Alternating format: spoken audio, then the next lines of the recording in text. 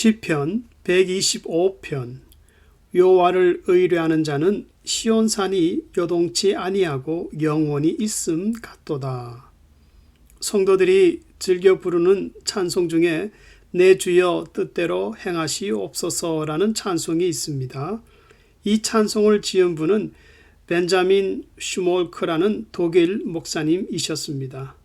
1704년 그 당시 독일은 로마 캐톨릭이 개신교를 핍박하여 30년 동안 종교 전쟁을 치르고 있었습니다.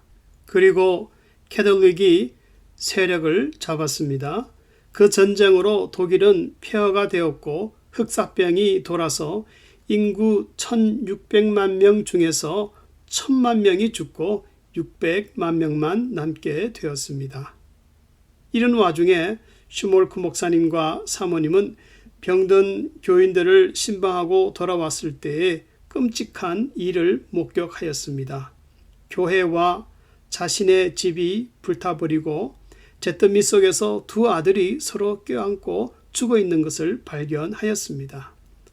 목사님 부부는 아들의 시체를 안고 울다가 조용히 기도를 드렸습니다. 내 주여 뜻대로 행하시옵소서. 큰 근심 중에도 낙심치 말게 하옵소서.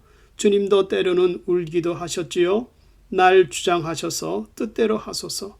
내 모든 일들을 다 주께 맡기고 저 천국 향하여 고요히 가리니 살든지 죽든지 뜻대로 하소서.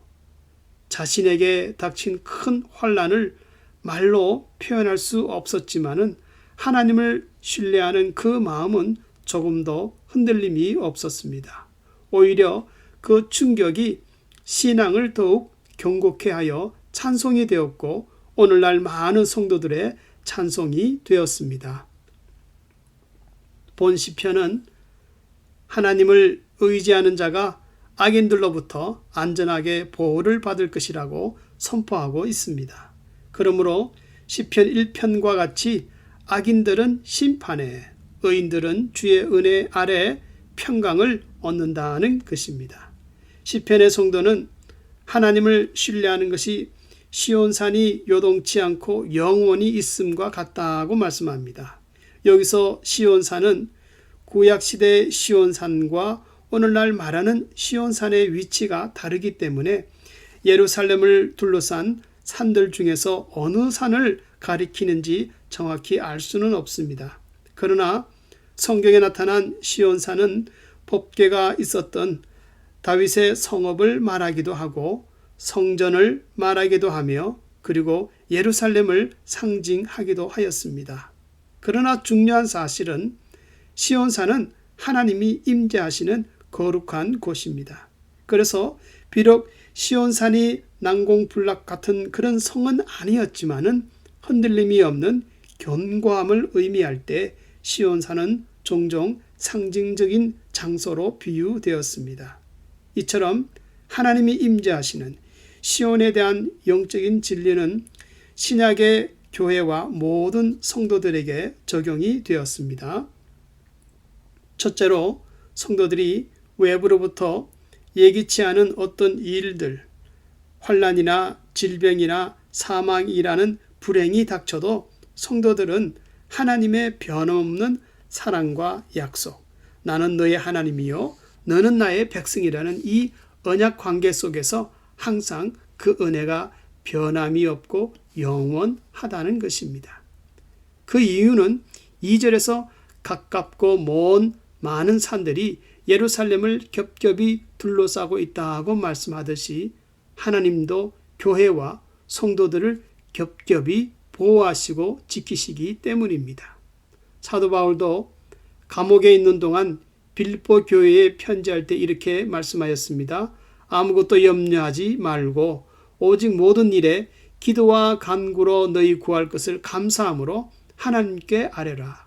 그리하면 모든 지각에 뛰어난 하나님의 평강이 그리스도 예수 안에서 너희 마음과 생각을 지키시리라. 여기서 지킨다는 말의 본래 뜻은 바울 당시 로마 군병들이 중요한 사람을 겹겹이 호위하며 지킬 때 사용된 군사 용어였습니다. 이처럼 하나님을 신뢰하는 성도를 보호하실 때도 하나님은 이와 같이 행하십니다. 비록 불행이 닥칠지라도 그 심령의 삶이 요동하지 않도록 2절의 말씀과 같이 지금부터 영원까지 두루시리로다 지키신다는 것이 하나님의 약속입니다. 둘째로 3절에서 악인의 권세가 의인의 기업에 이르지 못한다는 것은 얼마 동안 악인들이 의인 성도들을 괴롭게 할 수는 있으나 고통 속에 빠뜨릴 수는 있으나 그러나 성도들이 받아 누릴 축복과 은혜, 하나님이 주신 기업은 빼앗지 못한다고 말씀합니다. 그러므로 다시 3절에서 의인으로 죄악에 손을 대지 않게 한다는 것은 악인이 승리함으로 성도들이 실망하여 믿음을 저버리고 죄악으로 치우치지 않게 한다는 것입니다. 오히려 하나님은 성도들이 시련을 당할 때 경건의 능력을 배우게 하고 충분한 인내로 성숙해지면은 Time's up, 이제 됐다 하시며 죄에 떨어지지 않도록 시련의 시간까지 정하고 계신 것이 하나님의 섭리입니다.